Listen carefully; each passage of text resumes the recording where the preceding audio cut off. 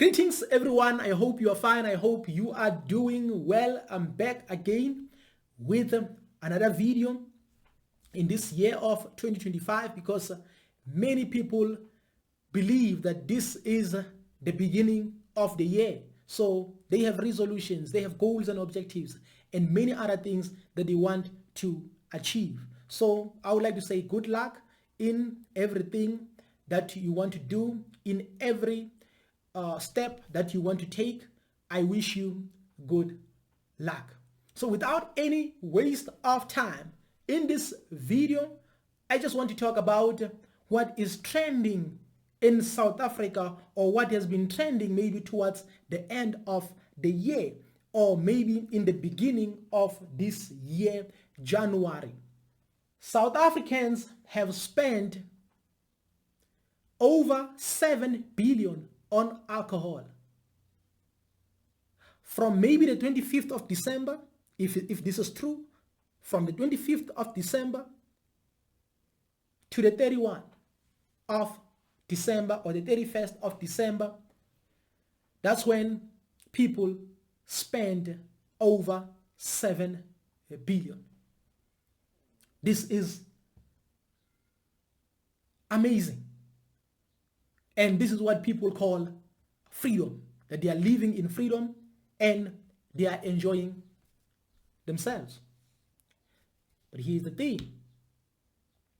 We have to understand that there was a time which was called apartheid here in South Africa. And many people were restricted in many ways. Many people were restricted. But alcohol has never been a restriction. But there are things that were restricted during apartheid. But now, many people think to be free, it means you have to do whatever you want to do with your body because this is your body. But at the end of the day, there are people who have to suffer as a result. There are people who have to suffer as a result. Yes, you are enjoying yourself. Yes, you feel like you are in charge. You are on top of the world. But at the end of the day, there are people who are suffering. That is why I always say your freedom should not oppress other people. Just because you feel like you are free, you should not oppress other people. Just because you feel like you have to enjoy yourself to the fullest, it doesn't mean you should force other people to enjoy themselves too. Because this can be dangerous. For an example, during apartheid, many schools were built. Many institutions were built during apartheid system. And there's a history that says some of these institutions, including churches and schools, were built through fundraising. That is why when you look at the infrastructure of these schools of white people, it's different from the schools of black people, even now, when it comes to infrastructure, professionalism, and everything. That is why many people want to find themselves in these infrastructures, or they want to attend these schools of white people. So that is why we love inclusiveness so much. Because even us, we can tell the difference that this one is super, but this one, there's a problem here. There's a problem. Why? It's because even after 1994, we are not doing anything to empower ourselves, to know how to use our finances accordingly. In other words, if South Africans can spend like 7 billion, even 5 billion, even 3 billion, even 2 billion rands, it's still a lot of money. You can do something with that money. But our problem is one. We always want to be in charge. In other words, we say, no, we cannot donate, we cannot do this, we cannot build this school through fundraising. Who's going to be in charge? Because we all want to work there. We want to be in control of that school. We want to be in charge of that particular school. That is why we are so behind. That is why we are so behind. So during apartheid, when these white people build these schools and build their infrastructures and everything for themselves, they did it through fundraising, even without like being concerned about who is going to be in charge, who's going to. It doesn't mean everybody wanted to be in control or wanted to be in charge. But they were like, we want to build this for our kids. We want to build this for ourselves and for our people. Because even most of the churches where black people go to every Sunday were built by white people, were built by the apartheid system, were built by the colonialists. Many of these buildings or many of these institutions. Why? Because it's part of their system. So when it comes to making their system effective, they'll always try by all means to sacrifice everything. But black people are different. Black people are different. So that is why even the schools that belongs to black people cannot be compared to the schools of white people. Not because now there's oppression and other things. We have government, but government doesn't do anything to empower these schools, to develop these schools, do anything. Government doesn't care. So if government doesn't care, then it means people should take care of themselves by making right decisions. Doesn't mean people should not enjoy themselves, but 7 billion is a problem. Is a problem because why I'm against this is because it's like there's someone sitting somewhere with a remote control is controlling us how we should spend our money. It's like these people are controlling us that this is how you should spend this money. Because in this 7 billion, I'm telling you, majority obvious is black people. And they think they're enjoying themselves. When in actuality, they are destroying their lives. With this 7 billion or 3 billion or 5 billion, you can build institutions.